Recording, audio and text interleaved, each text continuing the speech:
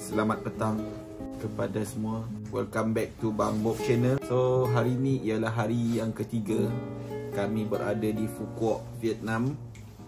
And hari ni kita orang tak buat apa-apa sangat sebab keadaan cuaca sekarang sangat lebat. Since daripada hari first kita orang datang memang lebat, asyik-asyik hujan je. Malam baru tak hujan, tapi itu pun banyak aktiviti dah tak dapat dibuat. So hari ni kita just chill, nak explore Pulau Phu Quoc ni, apa yang ada, attraction yang ada. So let's go. Easy, okay? Duit easy tengah sikit lagi. Okay guys, settle, pancing baju. Okay, so jom kita explore Phu Quoc Island. Go. Hari ini kita punya kenderaan motosikal. Okay, Nabil ready? Hey! Bang Zizi, let's go. Iya, di sini. Jom kita pergi stesen minyak. Tu dia berjalan. Lurus je.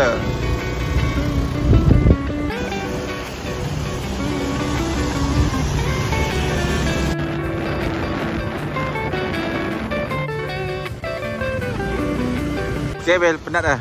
Okey. Slow dah motor ni. Ya tu. Kalau ada anjing semua. Top speed 60. Okay, dah hijau balik.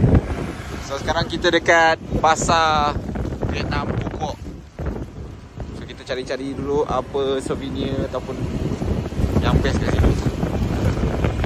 Dah ada macam naik kat dulu. Tu dah ada. Yang sekolah dulu. Kita pergi mana ni? Pasal Kopi. let's go, cari kopi.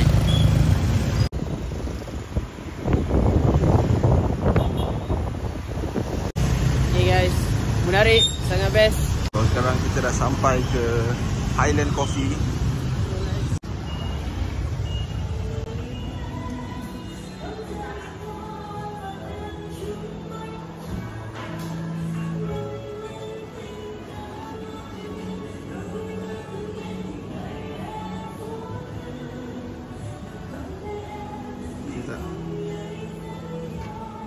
Macam sedap kan?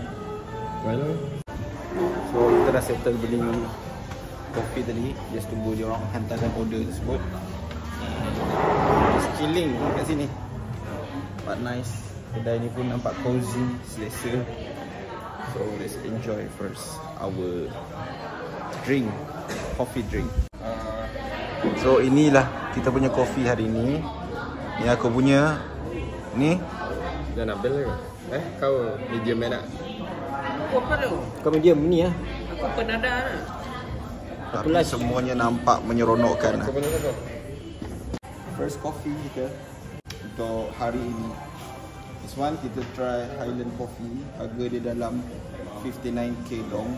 Dalam RM11 pun. RM11 lah. So let's try it. Ya, ini dia ada cinnamon and then ada coffee and then susu. So let's try it.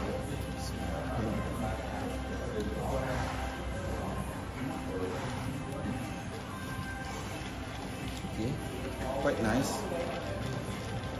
Agak pekat and dia ada rasa macam sebut-sebut cinnamon dalam minuman. Baik. Let's go guys. Kita sambung berjalan. Aduh. Jam dua dekat sini. Aduh. Finally guys, after 25 minutes kita bawa motor daripada pasar market Phu Quoc. Finally kita sampai dekat Grand World Phu Quoc. Nasib baik keadaan cuaca hari ni nampaknya macam agak okey.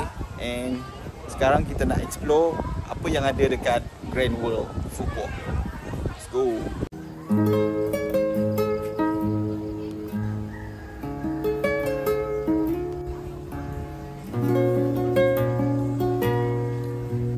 This is amazing. Kat sini ada water show. So every night diorang akan buat persembahan lah.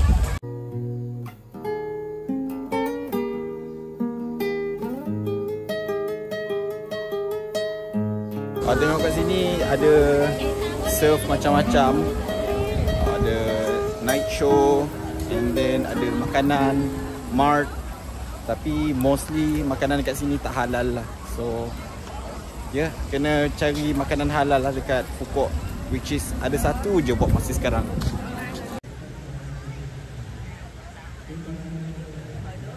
Sek Mau Vietnam, Sek Mau Vietnamese. Kalau korang nampak je kat situ, depan tu ada kind of tulisan lah.